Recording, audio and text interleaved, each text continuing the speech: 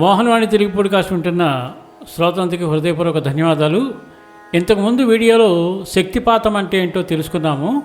ఇప్పుడు శక్తిపాతంలో కొన్ని రకాలు ఉన్నాయి. ఆ రకాల గురించి కూడా వివరంగా చెప్పడానికి ప్రయత్నిస్తాను. ఇంకా ఆలస్యం చేయకుండా ఆ వీడియోలోకి వెళ్ళిపోతాం. ఈ శక్తిపాతంలో రకాలేంటో ఒకసారి చూద్దాం. శివగమాలు కాశ్మీరీ శైవ దర్శనం అను గ్రంథంలో విశేషంగా శివసూత్రాలు, శివదృష్టి, మలినీ విజయం ప్రకారం శక్తిపాతం 6 విధాలుగా చెప్పబడింది. ఒకటి మంద శక్తిపాతం, చాలా మందంగా వచ్చే శక్తిపాతం.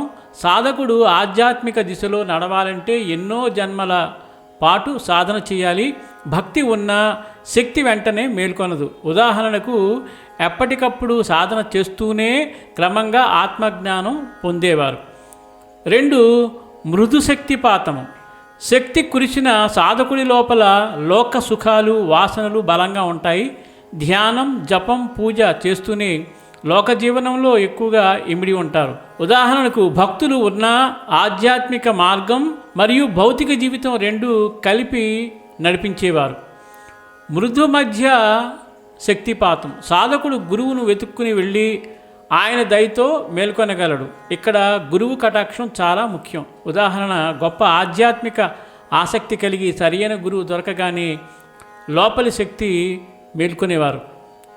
మధ్య శక్తిపాతం, ఇక్కడ సాధకుడు లోక సుఖాలపై పెద్దగా ఆసక్తి చూపడు, ఆధ్యాత్మికం పట్ల ఎక్కువ ఆసక్తి చూపుతాడు. కానీ పూర్తిగా దైవానుగ్రహం లేకుండా ముక్తి కలగదు. ఉదాహరణకు వ్రతాలు, ధ్యానం, జపం ద్వారా నిరంతరం పరమాత్మ మార్గంలో పయనించే వారు. తీవ్ర మృదు శక్తిపాతము, ఇక్కడ సాధకుడు లోక సుఖాల పట్ల ఎలాంటి ఆకర్షణ చూపడు, ఆత్మ సాక్షాత్కారం కోసం మాత్రమే జీవిస్తాడు. కానీ స్వయంగా శక్తిని మేల్కొలుపుకోలేడు, గురువు దయ అవసరం. తీవ్ర శక్తిపాతం, ఇది అత్యున్నత శక్తిపాతం. ఇక్కడ సాధకుడు తక్షణమే ఆత్మ సాక్షాత్కారం పొందుతాడు. గురువు లేకపోయినా దైవానుగ్రహం వలన క్షణాల్లో ముక్తి పొందుతాడు. ఉదాహరణకు రామకృష్ణ పరమహంస, రమణ మహర్షి వంటి మహానుభావులు ఈ రకంగా శక్తిపాతాన్ని పొందారు.